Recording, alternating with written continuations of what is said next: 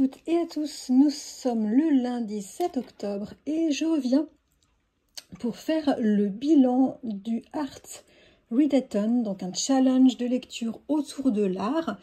Un challenge dont je vous avais parlé dans une vidéo fin août, me semble-t-il. Alors c'est un challenge qui est organisé par Elisabeth de la chaîne Bookin & Books. Et dans ce challenge, Elisabeth nous proposait de lire sur le mois de septembre des livres autour de l'art, et puis de présenter des œuvres d'art que l'on aurait été voir durant le mois, et puis si on le souhaite, de vous montrer certaines de ses propres productions artistiques, ou en tout cas de ses essais artistiques durant ce mois de septembre. Alors, j'avais présenté certains livres que j'avais sélectionnés pour ce challenge, mais alors comme d'habitude, à chaque fois que je prépare des piles de livres pour les lire, eh bien je ne les lis pas. Mais ceci dit, j'en ai lu d'autres, j'en ai lu 2 de la sélection que j'avais faite, et j'en ai lu d'autres parce qu'il y a eu entre-temps quelques petits achats, et puis aussi une pépite autour de l'art retrouvée dans ma pile à lire. Donc bref, c'est pas du tout la pile que j'avais prévue que j'ai lue. Ceci dit, j'ai lu tout de même 6 livres sur ce mois de septembre, 6 livres autour de l'art, 5 romans et un essai, ou plutôt une interview.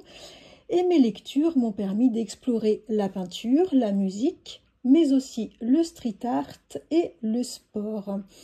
Je vais vous parler de ces lectures et puis à la toute fin de cette vidéo, je vous montrerai une sélection de peintures finlandaises, de la peinture classique finlandaise que j'ai pu découvrir durant mes vacances début septembre, et puis en guise de production artistique, eh bien, je vais vous montrer certains des petits collages que j'ai réalisés comme souvenir de voyage. Bon, c'est pas du grand art, mais bon, c'est une petite production, quoi.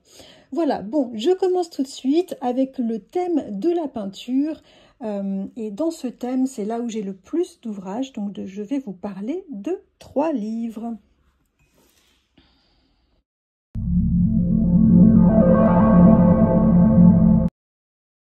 Alors pour commencer, je vais vous parler d'une lecture qui n'était absolument pas prévue, mais c'était mon achat rituel de départ en voyage. Donc c'est le livre que je me suis acheté, comme j'ai l'habitude de le faire, à l'aéroport, juste avant de partir, et ça a été la lecture qui m'a tenue toute ma semaine de vacances. Et ça tombe bien, j'ai pu la faire rentrer, puisque la protagoniste principale rentrer dans ce challenge, puisque c'est une peintre illustratrice. Alors, ce roman, c'est L'Hôtel des Oiseaux de Joyce Maynard. Et c'est un roman qui nous plonge dans la chaleur de l'Amérique centrale, dans un petit village au pied d'un volcan, au milieu d'une nature absolument luxuriante, comme nous le montre la sublime couverture. Dans ce roman, on suit Amelia, qui est une jeune femme californienne qui est assez solitaire, qui est mère d'un petit garçon de 3 ans, qui est mariée à l'homme qu'elle aime. De métier, elle est illustratrice plutôt assez reconnue, elle a beaucoup de talent, ça marche bien pour elle. Mais Amelia va connaître un drame insoutenable et elle va tout plaquer pour fuir sa tristesse et ses souvenirs. Alors elle se retrouve au bord du suicide, Amelia, et elle décide de grimper au hasard dans un bus rempli de voyageurs, un peu de hippies voyageurs, un bus qui est en partance pour l'Amérique centrale. Elle est un peu hagarde, dans un état second, elle ne sait pas trop où ça va la mener, mais elle monte dans le bus et elle part avec ce petit groupe. Elle descendra au terminus après quelques jours d'un voyage assez éprouvant et sans argent. Elle va être recueillie par Leila, qui est une femme âgée, une femme qui est propriétaire d'un magnifique petit hôtel, mais qui est par contre plutôt en voie de délabrement. En tout cas, un très joli endroit situé au bord d'un beau lac turquoise avec vue sur le volcan. Donc Amelia, elle arrive là, elle a pas mal de plaies à penser entre le drame qu'elle vient de vivre et puis une enfance vraiment pas banale puisque sa mère est décédée quand elle avait 6 ans. dans une histoire d'implication terroriste. Et Amelia avait été élevée par sa grand-mère. Alors, dans ce petit village d'Amérique centrale où elle se retrouve un peu par hasard, eh bien, vivent ici beaucoup d'autochtones de façon très traditionnelle. C'est un endroit également que lorgnent beaucoup les Occidentaux en quête d'authenticité et de repos. D'ailleurs, les centres de méditation et de yoga commencent à pulluler. Et dans cet endroit, Amelia va tenter de se reconstruire et de prendre ses marques dans cette petite communauté un peu en mouvance. Alors, il va lui arriver plein de choses. Ce roman elle va connaître beaucoup de joie, le succès, la trahison, l'échec, l'amour, la surprise. Bref, beaucoup d'émotions sont au rendez-vous de ce roman. C'est super bien mené. En plus, c'est bien écrit. Vraiment, c'est un page-turner et c'était vraiment parfait pour des vacances. J'étais très contente de me plonger avant de dormir le soir dans cette histoire. La réflexion sous-jacente sur les nouvelles colonisations de l'occidental, mais sur la nécessité aussi de préserver les sociétés traditionnelles et puis sur l'argent qui peut devenir gangrène, était un peu sous-jacente, très bien sentie, bon peut-être pas assez développée, c'était pas non plus le cœur de l'histoire, mais c'était plutôt intéressant ces réflexions. Découvrir l'histoire de Leila aussi, et aussi d'autres personnages liés à cette histoire était vraiment très chouette, en plus bien sûr de la vie et des aventures d'Amelia. J'ai bien aimé cette lecture, même si clairement j'ai trouvé très peu réaliste et voilà, c'était un petit peu trop à l'eau de rose à mon goût. L'écriture était très limpide, voilà. Bon, ça se lit vraiment très bien, mais au bout d'un moment, j'avais besoin quand même de quelque chose d'un peu plus complexe. Je commençais vraiment à m'ennuyer sur la fin, rien que par cette écriture un petit peu trop facile et limpide. Mais bon, c'était parfait. C'était parfait pour des vacances. C'est pas du tout un coup de cœur. J'ai bien aimé, mais c'est pas un coup de cœur, voilà. C'était un petit peu trop feel good pour moi. Ceci dit, le voyage et l'immersion dans ce petit village authentique d'Amérique centrale m'a vraiment fait passer un agréable moment de lecture durant mes vacances. Et ça, faut quand même que je le reconnaisse. Et si vous aimez les aventures, les histoires un peu abracadabrantes, voilà, je pense que c'est ça, et les romans avec beaucoup d'émotions, il faut y aller parce qu'en plus c'est vraiment bien écrit, je recommande pour les amateurs.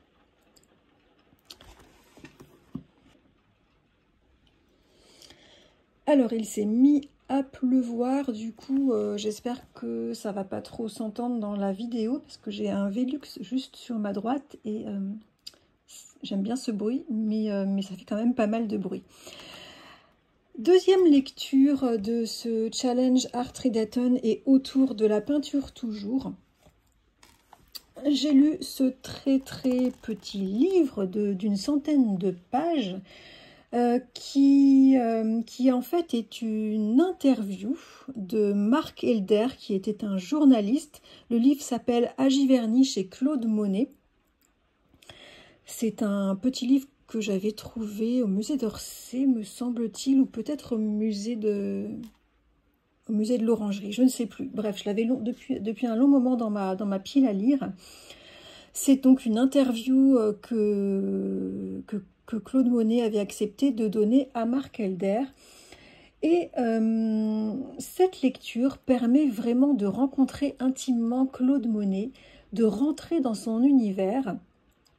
Et alors il raconte sa vie et son histoire alors qu'il est assez âgé et plutôt malade puisqu'on est en 1924 et c'est 2 ans avant sa mort. C'est un document assez précieux a priori puisque je me suis un petit peu renseignée. Claude Monet refusait quasiment systématiquement les interviews, ce qui fait que c'est assez rare de pouvoir rentrer comme ça dans son monde, dans son intimité. Donc on va visiter par le biais de cette interview, on va visiter avec lui, on va être dans sa maison à Giverny, dans son jardin, dont il va aussi beaucoup parler de son jardin, de ses fleurs, jardin qu'il a complètement créé et dont il adorait s'occuper. Il parle également beaucoup de son bassin et de ses nymphéas, de la manière dont il a créé ce bassin et dont il a fait développer les nymphéas, comment il en a eu l'idée et comment il les a entretenus.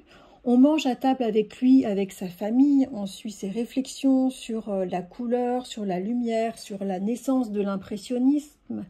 Il parle de ses voyages, il parle beaucoup d'anecdotes sur sa vie, mais il parle aussi de son enfance au Havre, où il peignait, en fait quand il était gamin, il peignait il était assez connu pour peindre des caricatures de personnes, puis il a fini par les vendre, et il faisait ça au lieu d'aller à l'école, il n'aimait pas l'école.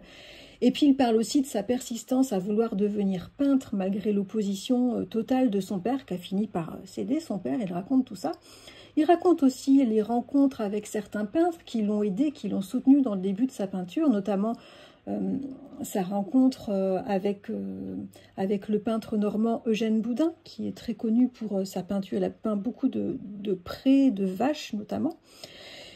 Claude Monet nous parle également de sa très forte amitié avec Clémenceau, et c'était absolument passionnant de découvrir cet homme qu'on découvre très réservé, très solitaire, très humble. J'ai beaucoup aimé cette lecture qui se lit en quelques heures. Moi, j'avais passé un très bon après-midi avec Claude Monet. C'est une lecture vraiment que je recommande aux amateurs de la peinture impressionniste et aux fans de Claude Monet. Oui, celui-ci faisait partie de ma liste de sélection initiale, tout comme le suivant, qui est L'homme qui racontait des histoires de Patricia Highsmith. Alors j'adore Patricia Highsmith et j'ai besoin de me plonger dans ses romans très régulièrement. J'adore ces histoires bien anglaçantes, ça ne se dit pas, bien angoissantes, ces histoires originales et très bien ficelées. Elles n'ont pas été choisies pour rien par Hitchcock ou par Wim Wenders pour faire des films. J'adore également, comme ces romans, elle les a écrits principalement dans les années 60, j'adore l'ambiance vintage qui se dégage de ses livres. J'aime son écriture. Bref, voilà, j'aime beaucoup se réfugier dans ses livres. C'est un peu mes doudous, en fait, de lire un Patricia Highsmith. Alors, L'homme qui racontait des histoires est paru en 1965 aux États-Unis, un an après en France, et on y suit un couple de jeunes intellectuels anglais, Alicia et Sidney. Alicia, qui est la protagoniste principale de ce roman, elle est peintre, c'est pourquoi j'ai mis ce livre dans le challenge. C'est un couple, Alicia et Sidney, qui est un peu fauché et qui a choisi de vivre dans un petit cottage de la campagne anglaise parce que c'est bien moins cher qu'à Londres et qu'ils pensent que le calme et la nature sont bien plus propices à la créativité. Parce que Alicia, comme je l'ai dit, elle est peintre, elle peint des tableaux de style abstrait. Et Sidney, quant à lui, il écrit des scénarios pour des feuilletons télévisés en collaboration avec un ami. Et Sidney, c'est quelqu'un qui pense en permanence à ses histoires et à ses scènes très saugrenues. Alors ils invitent régulièrement leurs amis londoniens, principalement le meilleur ami de Sidney et sa femme, cet ami avec qui il collabore pour les feuilletons. Alicia et Sidney, ils invitent aussi régulièrement à dîner leur nouvelle et charmante voisine, qui est une veuve âgée, qui aime lire, qui peint également, qui fait de l'aquarelle, qui aime observer les oiseaux aux jumelles depuis sa chambre et qui est une femme qui devient vite amie avec Alicia. Tout semble bien se passer dans ce petit monde sympathique, dans cette campagne anglaise, mais plus on avance dans le récit et plus on s'aperçoit que Sidney et Alicia ne sont pas si unis que ça. Ils s'envoient parfois des piques plus que cinglantes, voire même violentes. C'est assez déroutant et ça devient vite très étrange. Et puis voilà que, en plus de tout ça, Sidney se lance dans l'écriture d'un scénario où un homme assassine sa femme. et comme Alicia est partie rendre visite quelques jours à ses parents, il se met à confondre fiction et réalité et il se met à imaginer qu'il a tué Alicia. D'ailleurs, il se met à reproduire les gestes qu'il aurait pu faire si ça avait été le cas, parce qu'il compte intégrer ça dans son scénario pour que ce soit crédible. Donc il commence un peu à dérailler en fait, Sidney, et la voisine va trouver certains de ses comportements bien étranges et elle va aussi finir par s'inquiéter de l'absence d'Alicia. Et puis d'un coup, les parents d'Alicia appellent pour dire qu'elle n'est jamais venue leur rendre visite, ce qui nous met complètement le doute sur est-ce qu'Alicia est vivante, est-ce qu'il l'a tuée ou pas. La police va s'en mêler, on soupçonne très très fortement Sidney. Et le suspense est hyper bien mené jusqu'au bout quant à savoir si Alicia est vivante ou pas, si son mari l'a tuée ou pas. Les personnages sont très riches et très complexes. L'ambiance anglaise est vraiment très chouette. La plongée dans les années 60, absolument délicieuse. Je n'en dis pas plus, mais j'ai adoré cette lecture que je recommande vraiment, vraiment. Voilà pour les 3 livres de la section peinture. Maintenant, place à la musique.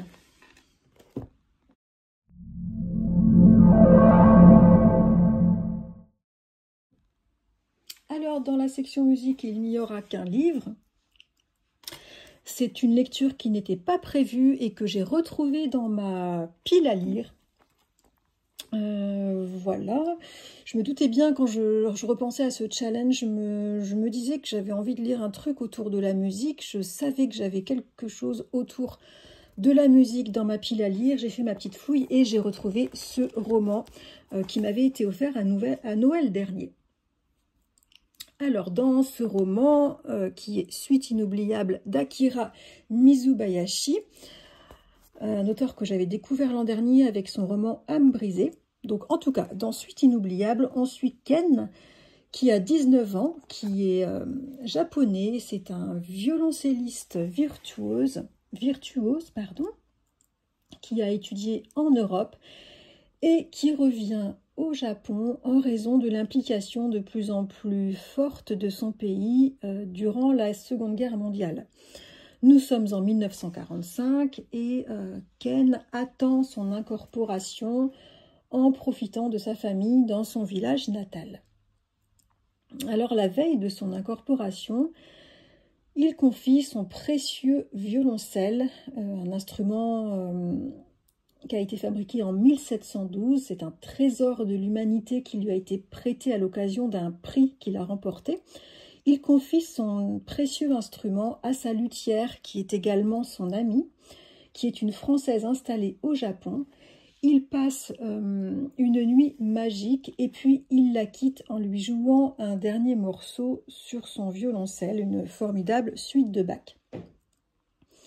60 ans plus tard, à Paris, on suit Guillaume, qui est un jeune violoncelliste soliste et également virtuose, qui apporte son précieux instrument, qui est également un prêt obtenu grâce à un prix.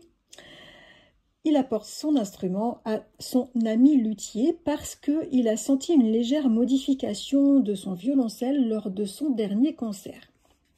Son ami, qui est un vieux luthier, un personnage qu'on avait rencontré déjà dans Âme brisée, ce luthier confie la réparation du violoncelle à Pamina, qui est devenue sa jeune assistante.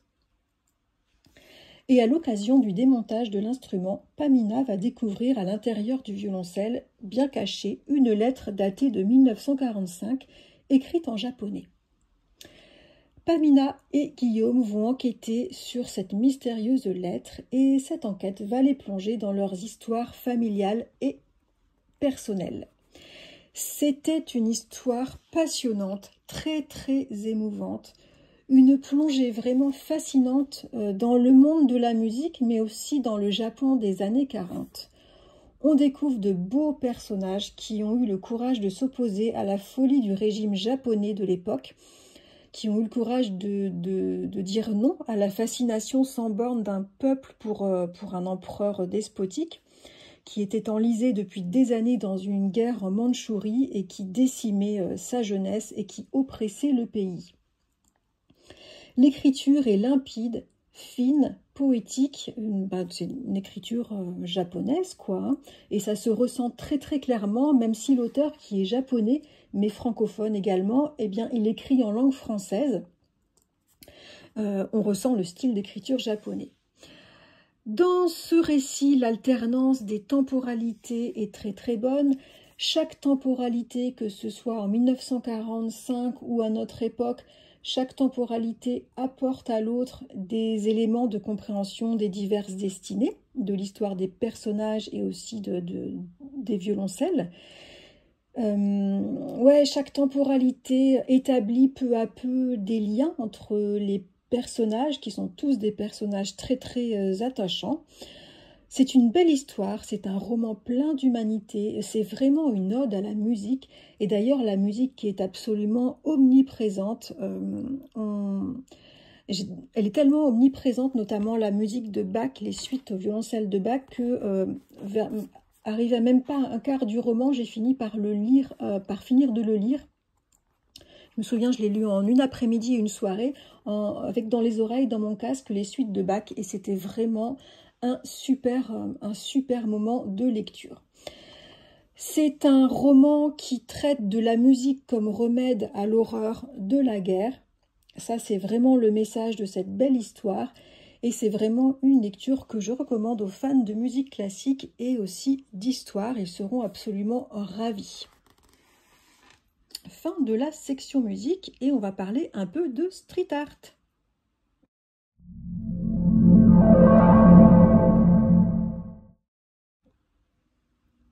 Alors, pourquoi le street art? Parce que j'ai craqué, je me suis acheté le dernier roman de Claudie Gallet, Les Jardins de Torcello. C'était absolument pas prévu comme achat, mais c'est une autrice que j'aime beaucoup, et voilà, j'avais envie de la lire.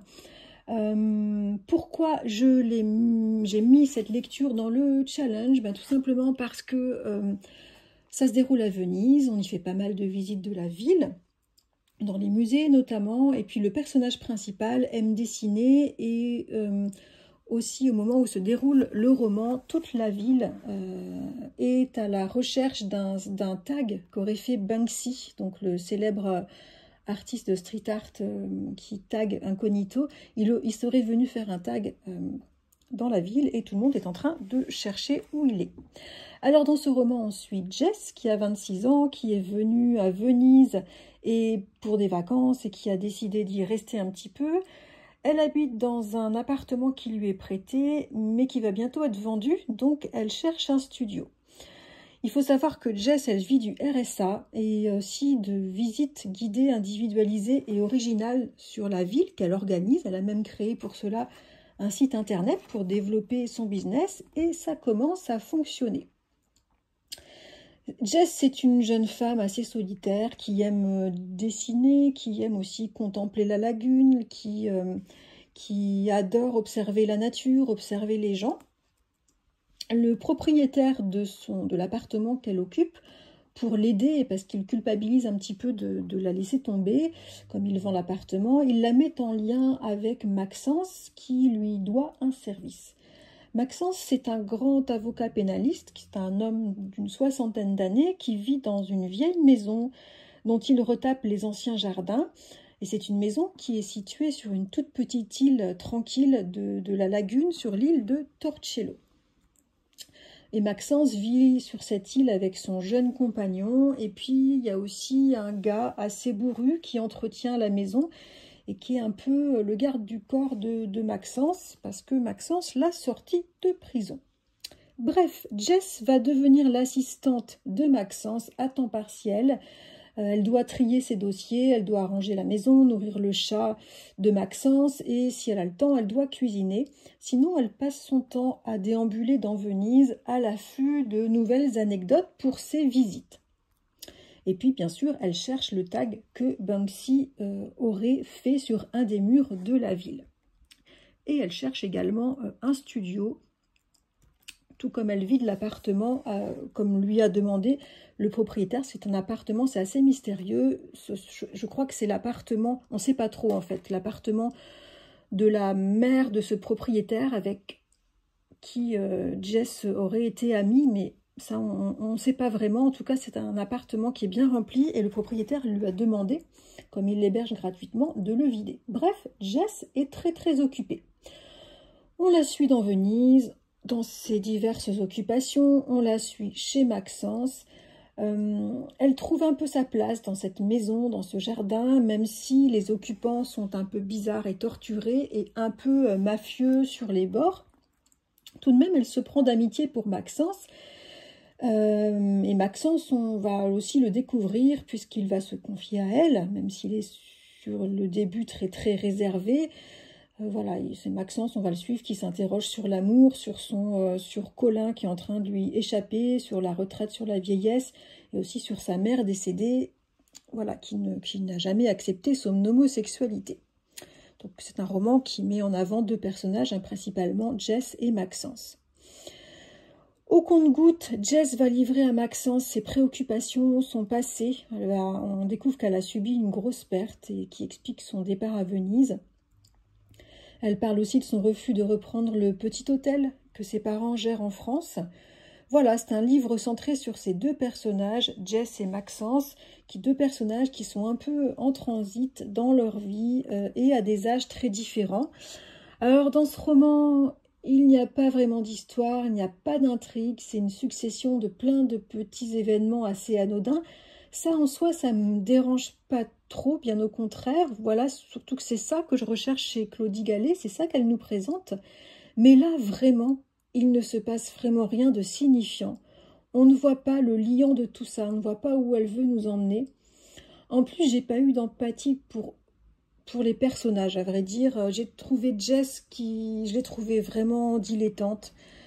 Elle ne se soucie pas trop de sa situation qui, pour moi, est quand même assez préoccupante. Elle laisse les choses venir. Il y a des trucs aussi que j'ai trouvé assez aberrants, comme vivre dans une ville comme Venise, pouvoir chercher un appart, louer un appart, aller au resto, dans les cafés, à mon avis, c'est hors de prix Venise. Et avec aussi peu d'argent, pour moi, ça apparaît complètement irréaliste et ça m'a un petit peu agacée. Et puis j'attendais plus d'explications sur son lien avec le propriétaire de l'appartement qu'elle occupe et qu'elle est en train de rendre, et avec la maman du propriétaire. Mais voilà, on ne sait pas trop. Alors moi, c'est un petit peu le cœur qui m'aurait beaucoup plus intéressé, mais on n'en saura rien. Et j'ai trouvé ça vraiment dommage. Et pour finir, le côté un peu mafieux de Maxence et son mode de vie, enfin ouais, son monde m'a vraiment dérangée. La façon dont le traite son ami aussi, enfin, voilà, il a pas mal de côtés positifs, Maxence, mais tout ça, enfin, voilà, le côté mafieux m'a complètement conduit à ne pas l'aimer du tout. Alors pour autant, l'écriture et la balade dans Venise sont très instructives, pardon, j'ai vraiment du mal aujourd'hui, et ça, on apprend plein de choses. En plus, c'est vraiment, la balade est très agréable. On passe son temps à prendre le Vaporetto entre Venise et Lille. C'est très sympa. Il y a une douce mélancolie qui se dégage de ce texte, hein, de l'atmosphère de la lagune, notamment de la nature. Ça, c'était très plaisant. Mais vraiment, le manque d'intrigue et aussi mon désintérêt pour les personnages font que je me suis vraiment pas mal ennuyée avec cette lecture et c'est pas du tout mon Claudie Gallet préféré. Voilà pour la section street art. Et dernière section de ce bilan, ce sera la section sport et il y aura uniquement un seul roman.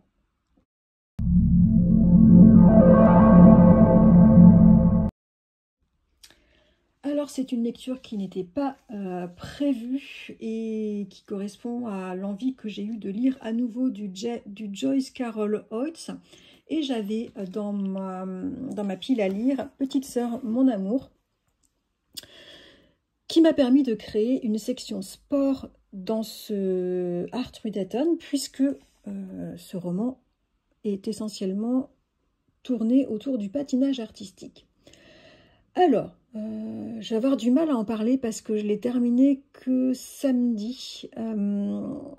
C'est un roman très dense, très fort, très glauque aussi, que j'ai débuté à la fin du mois de septembre et terminé ce week-end, mais j'ai décidé de quand même le mettre du coup, comme il a été débuté en septembre, j'ai décidé de le mettre tout de même dans le challenge.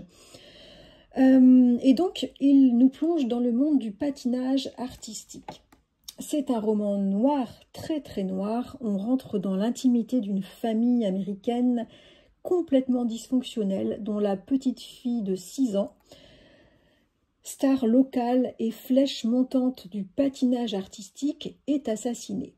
Et c'est le grand frère, qui est devenu un jeune adulte très très très abîmé psychiquement et physiquement, qui nous raconte l'histoire de sa famille, qui nous raconte son enfance dans cette famille pathologique, qui nous raconte ses parents fous, qui nous raconte l'assassinat toujours pas résolu de sa sœur et qui nous raconte ce qui lui est arrivé après cet événement. J'ai adoré cette lecture qui n'était pourtant pas facile et très très dense. Hein. C'est une grosse lecture d'environ 800 pages et c'est pas aéré du tout. Hein. Joyce Carol Oates, c'est vraiment une lecture assez exigeante. En plus, c'est une lecture extrêmement forte et difficile. Il arrive beaucoup, enfin, les personnages sont vraiment très très abîmés. Je suis encore toute tourneboulée par cette lecture, comme toujours, hein, quand je lis un Joyce Carol Oates. Voilà, je pense que je vais m'arrêter là pour cette présentation de Petite Sœur, mon amour, et j'en parlerai plus dans un prochain point lecture, mais voilà, je voulais en parler parce que je l'ai fait rentrer dans ce challenge. Eh bien, voilà pour mes lectures, pour ce challenge Art Readathon. Merci encore à Elisabeth de la chaîne Book and Books de l'avoir organisé. Vraiment, ça m'a bien plu de faire ce challenge, de choisir mes lectures en fonction de ce challenge et puis aussi de préparer cette vidéo. Ça m'a bien amusé de préparer cette vidéo. Je vous laisse avec un petit peu de peinture finlandaise que j'ai pu découvrir durant mes vacances et puis aussi avec mes petits collages que j'ai réalisés en septembre. Ce sont des collages qui sont un peu des souvenirs de vacances. Et je vous attends comme d'habitude en commentaire et je vous dis à très bientôt.